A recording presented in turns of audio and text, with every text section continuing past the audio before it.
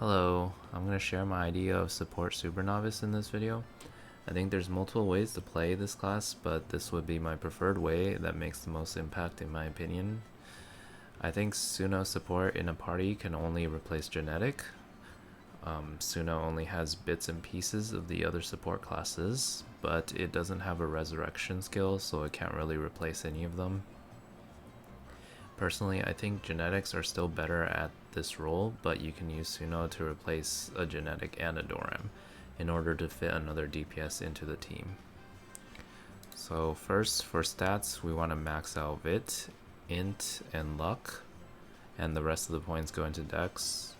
Some of the skills and passives scale with your total Vit, Int, and Luck. For skills, in the first job tree, there's nothing you really have to take. It's just going to be Novice Pushcart, you can take Recovery, and Novice Light Arrow. The rest is up to you.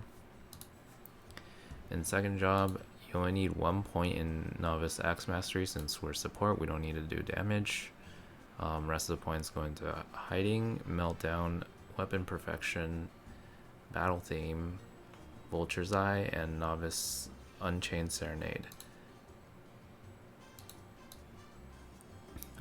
For Trend's second job, you only need 1 point in Card Tornado, just because you don't need the extra damage.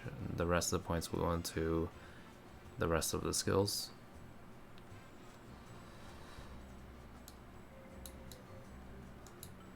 And for third job, you will just grab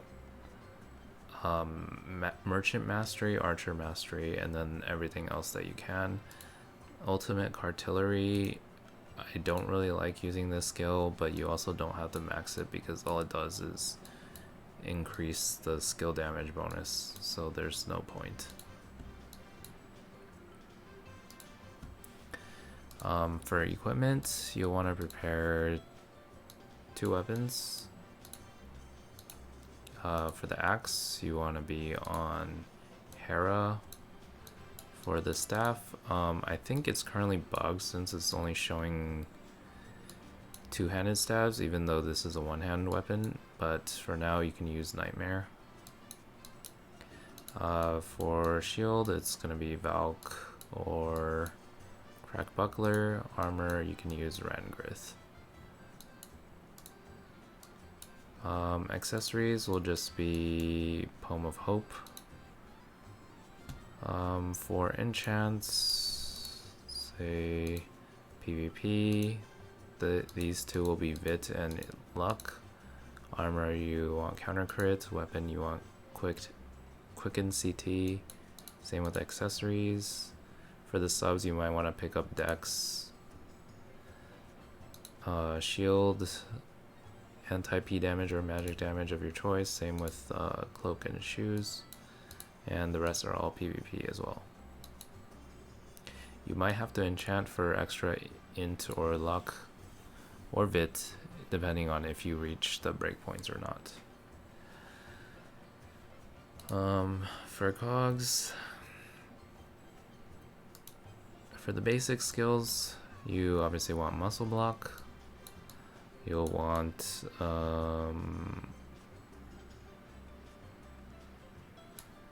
Holy Light Shield. Not sure, I can't find it, but you'll want Holy Light Shield, and you'll want Windlord Module. For expert effects, for my build, I would take Savage Wreckage, Angel Bliss, and Double Up.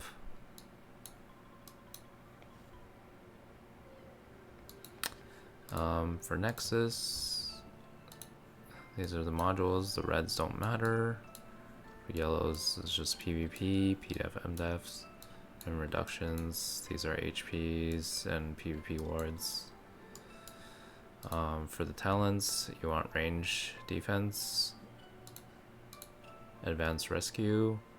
On this formula, you'll need 750 Vit and luck combined to get 100% chance, so that's why you want Vit and luck. archery restraint so that you can debuff their reductions.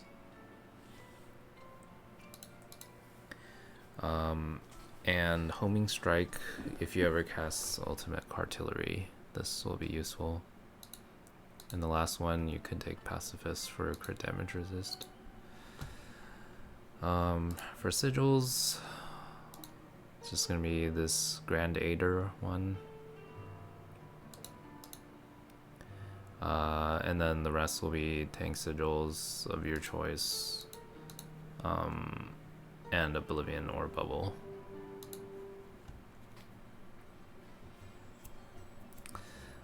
For Nebula path, personally, I don't like the cartillery one because the only thing that really helps is this when you're losing HP, but there's a trigger time and a short duration, and this only gives 25% crit damage resist. Personally, I would pick Furyborn to either be a lot tankier or Soul Touch if you want to apply more debuffs. So this will scale off your int and vit. You need 700 total combined to get 800 total combined to get 100% chance. It's probably not that doable, but this will debuff enemy damage. This gives you more reductions, and this one you'll want to set your element to use whatever your team is using so that you can lower their defenses and you'll do more damage as well. And this also makes you tankier. Meanwhile, if you use Furyborn,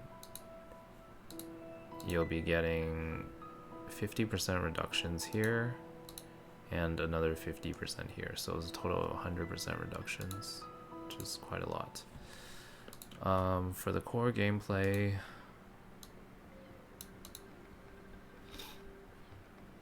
for my auto, I just have Weapon Perfection, Meltdown,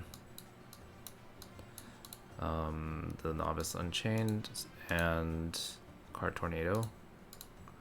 For manual, I put just level 1 to cast faster,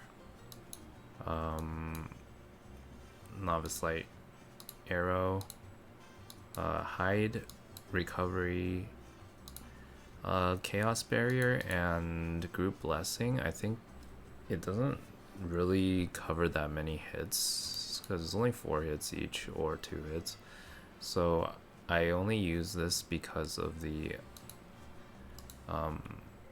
Varus effect of Angel Bliss, so that when it ends you get extra reductions. And then obviously there's going to be equipment repair that you have to manually cast every minute or just spam it. On the second wheel I have the element change. As I mentioned earlier, you want to use the same element as your DPS so that you can increase their DPS, and I just have some extra buffs to manually apply if needed. So to start off, you always want to buff with Axe on.